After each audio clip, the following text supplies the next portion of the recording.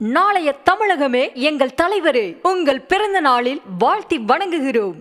இன்றைக்கு உலகம் முழுவதும் இருக்கின்ற தமிழ் மக்கள் முருக பக்தர்கள் மதுரையில் வந்த வண்ணம் இருக்கிறார்கள்.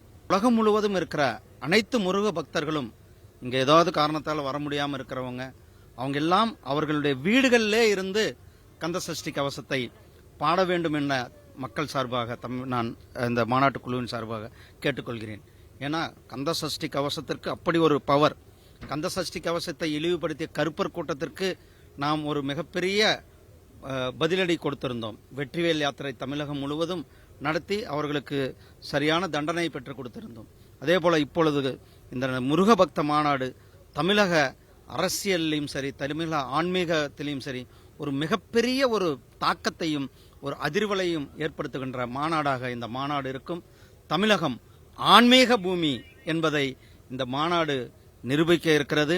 தமிழகத்தில் நாயன்மார்களும் ஆழ்வார்களும் சித்தர்களும் வாழ்ந்த இந்த பூமியில் இன்றைக்கு பல லட்சம் பேர் இந்த முருக பக்தர் மாநாடு, முருக பக்தர்கள் ஒருங்கிணைவது, இங்கு வந்து அவர்களுடைய ஆதங்கத்தை தீர்ப்பது, எங்களுடைய கந்த சஷ்டி கவசத்தை படிப்பது, முருகர் பெருமானை இழிவுபடுத்துவதற்கு திருப்பரங்குன்றத்தில் நடந்த சம்பவத்திற்கு அவர்கள் எல்லாம் மக்கள் இங்கு ஒரு சரியான கூடுதலோடு முருகர் பெருமானை வழிபடுவதற்காகவும் இங்கு வருகை தர இருக்கிறார்கள்.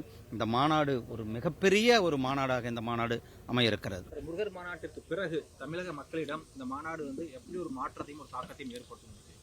எப்படி வெற்றிவேல் யாத்திரை நடத்தி முடித்த பிறகு நாம் நம்முடைய சட்டமன்ற உறுப்பினர்கள் சட்டமன்றத்திற்கு சென்றார்கள். இந்த முறை நம்முடைய இந்த மாநாட்டிற்கு பிறகு தேசிய ஜனநாயக கூட்டணியினுடைய ஆட்சி என்பது நிர்ணயிக்கப்பட்ட ஒன்று. அந்த ஆட்சியானது உறுதி செய்யப்பட்ட ஒன்றாக இந்த மாநாட்டினுடைய அவுட்கம் இருக்க போகிறது. ஒரு மக்களுடைய சுனாமி என்று சொல்லக்கூடிய அளவில் இந்த மாநாடு இருக்கும். இந்த மாநாடு தமிழக அரசியல் அப்படியே புரட்டி போடுகின்ற மாநாடாக இருக்கும்.